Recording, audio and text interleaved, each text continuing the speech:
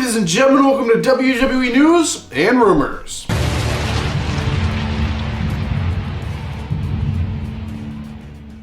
This video is brought to you by the Brandon Hodge merchandise store. If you guys love the channel and want to support it, there is t-shirts available. Also, if you don't want to spend that much money, there's like stickers available for like $7. So if you want a cool Brandon Hodge sticker, the links are below. Ladies and gentlemen, welcome back to the Brandon Hodge here, and welcome back to another juicy episode of WWE News and Rumors. So we have a lot of news stories and rumors to talk about today, so let's go ahead and jump right in. Okay, the first news story, this is going to be about, I don't know, we'll say Luke Harper, I guess, or, Brody Lee. Obviously we all know the situation. It's still unreal to me, and I'm sure it's still unreal to a lot of people, but AEW did a very nice tribute show to him. They did it last night. But something, everyone wanted to talk about was WWE and them not really doing too much, but the fact of the matter is, behind the scenes, I guess WWE have been working on a video package this whole week, and they actually released it today. I saw it on Twitter. I'm pretty sure it's up on their YouTube as well, and I'm pretty sure they're going to put it before SmackDown this week. So, when SmackDown starts, it'll probably be the first thing on the show. It's a very good video package WWE put together. AEW did an absolutely incredible show. Everyone was crying their eyes out last night, and it was very, very good job by AEW in the WWE tribute video that just came out just now, which is what I'm talking about. They did very good, which leads me into my next news story, which isn't directly anything to do with WWE. It's about AEW, but it's about Luke Harper or Brody Lee as well. AEW have announced that the TNT Championship title, that Brody Lee had, the design is actually being retired right now. So he will be the last person to ever have that championship, and they gave that championship actually to his son. And his son will have that title for his life, and that will be his design. That's pretty much Brody's design, and no one else will ever have that design. That's a really cool tribute to Brody Lee, and so they are designing a new title right now, and the previous design will stay with Brody, and that will be symbolized as this is Brody's title. Okay, the next news story. The next news story is about Raw Legends Night. So Raw Legends Night is actually coming up. It's this coming Monday. It is going to be special. I'm excited for it because they have a lot of legends from all over the place, from each era or whatever, returning to WWE Monday Night Raw just to do this whole Raw Legends Night.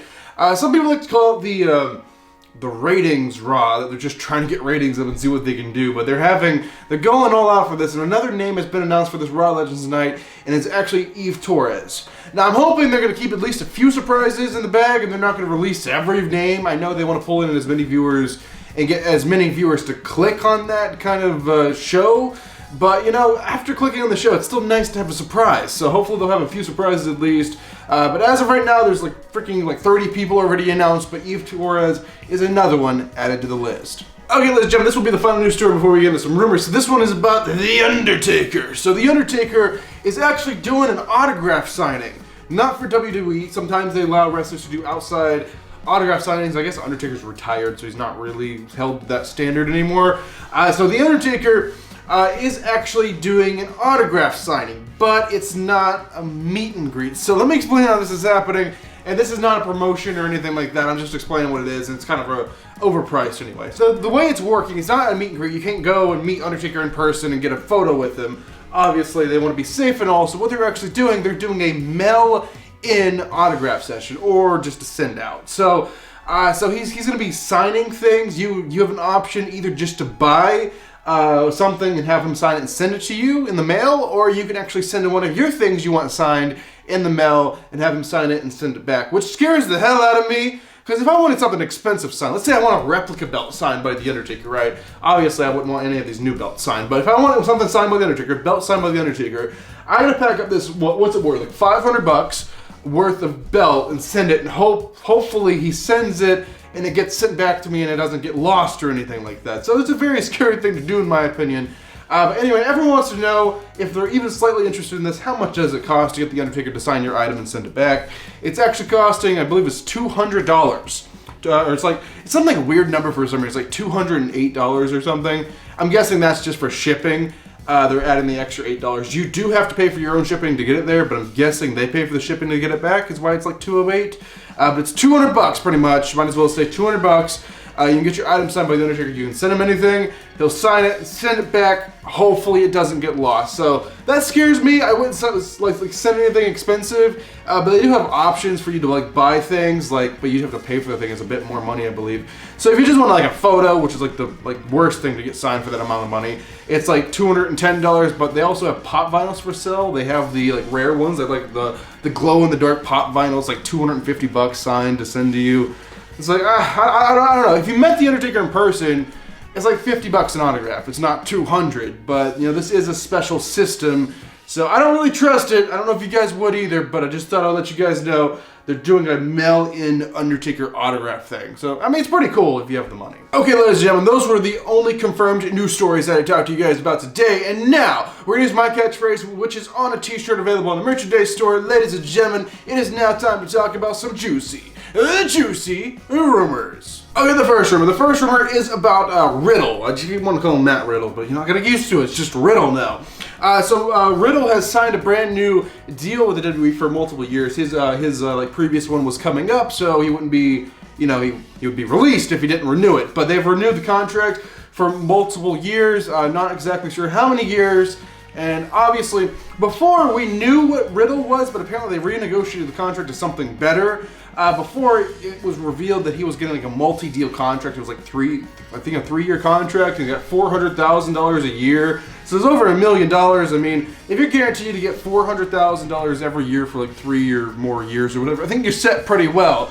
So it was a good offer, but I guess he wanted to change stuff about it. It might not have been like necessarily been to do with money. It could have been like dates or something like that, or some negotiation inside the contract with a finer detail or whatever. But apparently they negotiated it around, and now Riddle has signed a multi-year deal with the WWE. So we have like a lot more years of Riddle. How many is kind of up in the air. I'm not sure. Hopefully we'll know soon. I would say probably 3 to 5 years. We'll just have to wait and see, and if I hear anything, I'll let you guys know. Okay, next rumor. The next rumor is Seth Rollins is returning to SmackDown tomorrow night.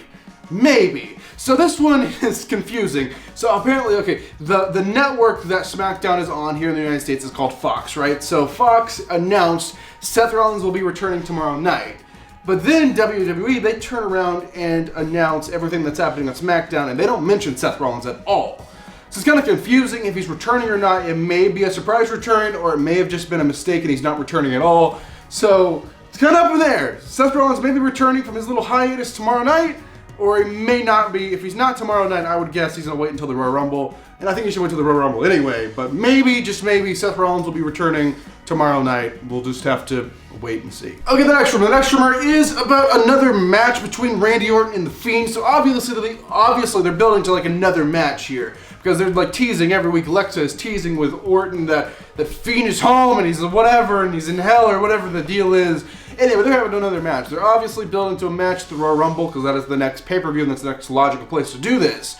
But apparently this match that's happening in the Royal Rumble is actually going to be another gimmick match. This is not necessarily going to be an Inferno match, but a gimmick match is something like, crazy and over the top. Some kind of crazy stipulation on it. It may be like an Inferno match or freaking ambulance match, whatever, a TLC match, some kind of gimmick just to make the thing more exciting. Some kind of over-the-top stipulation. So I have no idea what they could come up with, but we will just have to wait and see. But apparently, the Royal Rumble, we're having Orton and Fiend again, and it's going to be another gimmick, over-the-top stipulation, so we'll just have to wait and see what it's going to be. Ladies and gentlemen, this will be the final news story, the final rumor, the final thing I'll be talking about inside of this episode of WWE News and Rumors.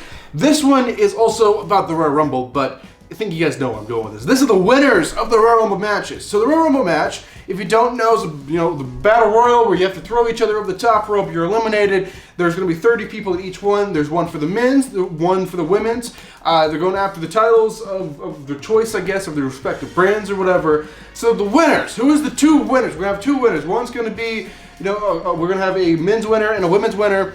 So here it is, guys. I'm not going to drag it out too much here. The women's winner is rumored to be Bianca Belair. Yeah, Bianca Belair is supposed to be the women's winner. Now, obviously, this is just like a penciled-in kind of thing. My guess would be they're going to change their mind, they're going to erase it, and then write someone else in. I mean, there's a lot of stipulation, there's a lot of, you know, what ifs that could definitely change this. Like, if Ronda Rousey decides to come back and then they decide Rousey's going to win the Rumble, like, they would just erase Belair, but right now it's Bianca Belair for the women's. Which brings me on to the men's match. So who is winning the men's Royal Rumble match is the question. There's a lot of names been thrown out there, but right now apparently what they have penciled in is actually Big E. Big E is going to be winning the men's Royal Rumble.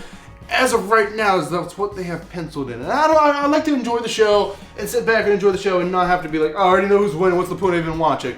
Because I know they change their mind like every 5 minutes, so obviously at the time that I'm even uploading this and you're watching this on YouTube right now, they may have changed their mind already. But at the time I'm recording this, apparently what they had penciled in is Bianca Belair and Big E right now are the penciled in winners of the Royal Rumble 2021. So there you guys have that as into it for this episode of WWE News and Rumors. Right now on screen I'm going to leave a link to 2 previous videos for you guys to check out, as well as a button to subscribe if you're brand new here. But thank you guys for watching this video. I am Brandon Hodge, and I will see you guys in the next video.